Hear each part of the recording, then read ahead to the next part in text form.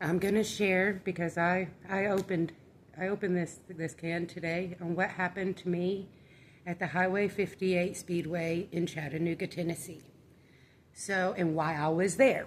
So I was working there. This was not like a gas station incident. I was working there. I mean, there was a lot of incidents. And so first I was asked why I was working there. You know, I'm a sublimation artist and all this stuff. Well, I was working there because my husband is a veteran. And he had CPTSD when he came back from deployment. He ended up, mustering through to get and finish his current contract, and then we came back home. Came back home for him to have VA treatment, which the Chattanooga VA treatment has been wonderful. But there was this other doctor on Shallowford claiming that he could help with CPTSD very quickly. Of course, that's extremely enticing to someone who is suffering in their daily life. We went in there and treatment was so fast, like it was like talk, right into the treatments and payment plan in the middle with nothing down. And the desperation, the hit of the too good to be true thing. And here's the thing. I'm not saying that these treatments couldn't be really great. It was great for me. But I didn't have what he had. There was no safeguards in the midst of this, and this is the problem. His VA mental health doctors were never consulted, and this was a 6-series ketamine treatments for 45 minutes IV. And it brought literally everything from his subconscious right here. Everything from his entire life, his childhood, everything. Without setting up anyone to help him through it.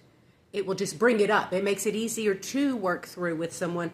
But this is now knowledge we have after. It was supposed to be a treatment, a day of rest, and then a therapy session with what was coming up. He was just in our home with our children, with me, turning me into his mother in his mind, weaponized against me.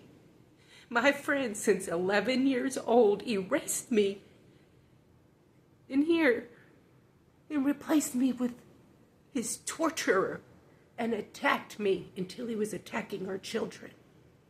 And this was not a representation of him. It was a representation of his brokenness. It was a representation of that drug misuse. He disappears, he has to be committed, and then he disappears. He has to. Because we're protecting ourselves, like where else is he gonna go? And then, so, 1.5 years, me and my kids have nothing, right? In the midst of this, I have to start working again. And I'm a sublimation artist, but I don't have the stuff to be able, I was homeschooling my genius children who cannot be in this school system and not be tortured or dumbed down. So, I had to just, boom, get back out there. No resources, nothing. Nothing on a resume. I've worked for myself my whole life. So I end up at the Speedway. I end up at this Speedway and working for this guy named Norman.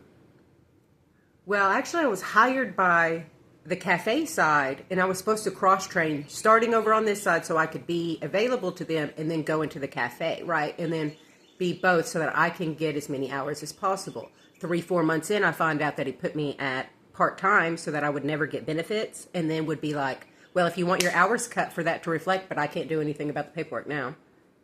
And he did this to other women after, and it was just the manipulation so that if we didn't socially comply to fawning over him all the time, then he could legally cut our hours back to 20 or under, because on paper we were part-time. But that was never set ahead. It was just all about how many hours we were going to get, and we answered a full-time ad on Indeed.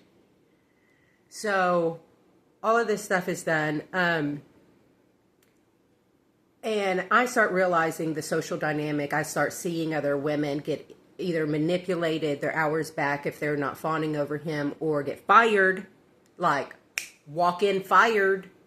And I start seeing this stuff, and I start talking about it with the other employees and bringing it to their attention and opting out. Well, he starts targeting me, of course, like hardest hours, all alone through the weekends, running the whole station and the to-go stuff all by myself, trying to get me to make a mistake that's fireable, trying to get me to do anything I shouldn't, like, and just couldn't.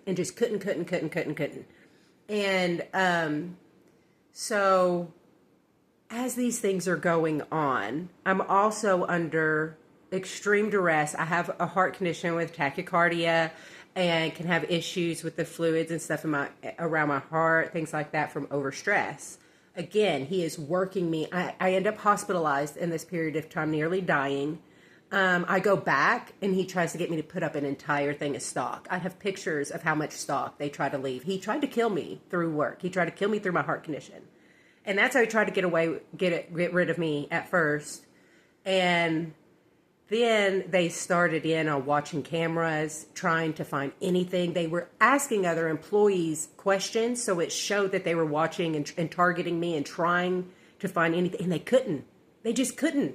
Because even when they were setting it up and I'm an autistic woman. I just pattern it out and hit all boxes. And I mean that I'm an autistic woman, as in I am greater than.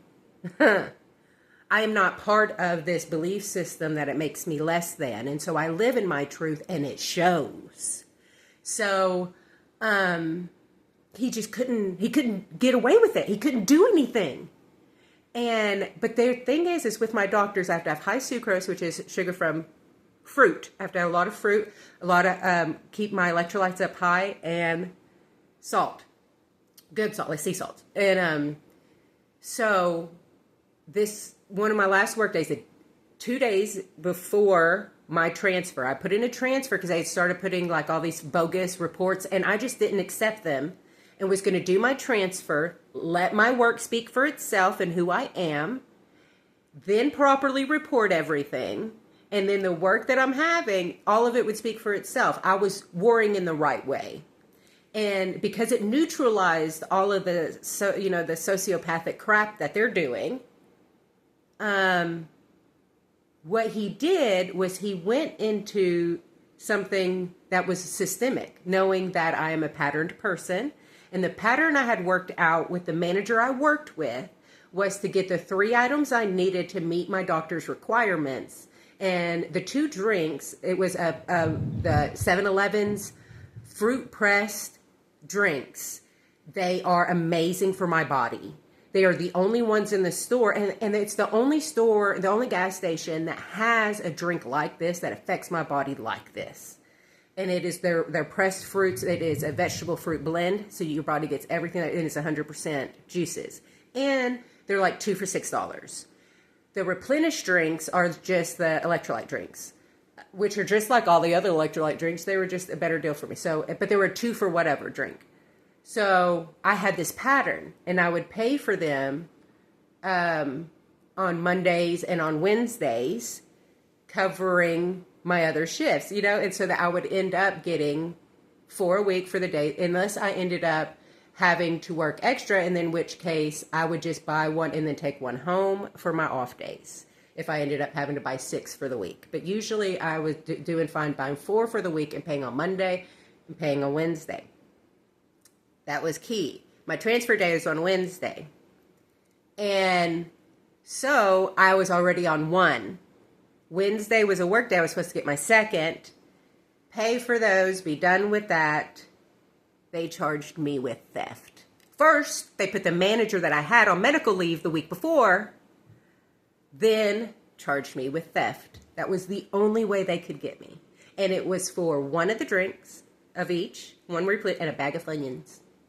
Now, employees since then that were raged about it even could go after a person in management with their car in the driveway and still just get transferred. I was set to be transferred the next day.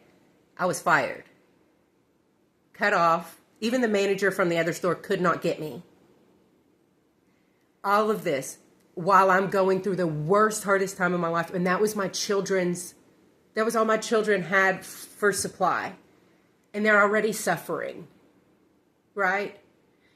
They've already had their dad taken from them, money taken from them, food out of their mouth. And because of this disgusting man who wants all the women fawning over him, my children had food and supplies taken from them again. And the part that got me is that we really have these systems in place that are effective when we report together. And then they train us to be dog eat dog. Even the people that all claim how close they were with me, no one spoke up with me for me. So I was left alone. Until recently, like, I only had one person call me after all that happened, while they all claim to be so close to me. And I do understand that the time that has passed has made it awkward. It is never too late to say you should have and that you do care about me. Other people have proven it. It's not too late. I know it's awkward. Yes, you should have. That was a hard situation because we're literally programmed with fight or flight to save ourselves. But that's not actually what saves you. What you're actually being shown is that you're in danger too. And that if we don't band together, your situation's not any safer. Your silence didn't make you safer. It made you more in danger because now you don't have me there to help you. We could have banded together and you could have made yourself more safe in your workplace by having a coworker who would band together to make sure that if anything ever happened to you inappropriate again, it would be reported properly again. So this was the lesson to learn from. It's also a lesson for other people to learn for. How do you do this in the situations? What should have happened is I should have made, or whoever was left should, because since I was kicked out, it should have been one main person, especially those management people, making a report. And then everyone who witnessed any part of that, on that same report, doing their own paragraph, employee name, employee number, this is what I witnessed. Then you all have that report sent to each other through your emails. And that person who's making the main report sends that report. Then everybody else who is listed in that report also submits that report through their employee portals. And then you CC every bit of management all the way up that you know. So that they're all held accountable for each other, that if this was going on past this submission, all of these people had to ignore it. And that's how you take the power back in your workplace. That's how everyone can learn from what happened in this situation. Even those people who I spent so much time, energy, and real, genuine love bonding with that left me to hang could learn from. Because I shouldn't have been looked at to go in there in the worst time of my life and battle for your workplace. It's your workplace now. You should have used the information you had about what happened to me to help me, who was the one knocked down, and help yourself better your situation. This is how we live in our empowerment in the workplace. Have an appropriate day.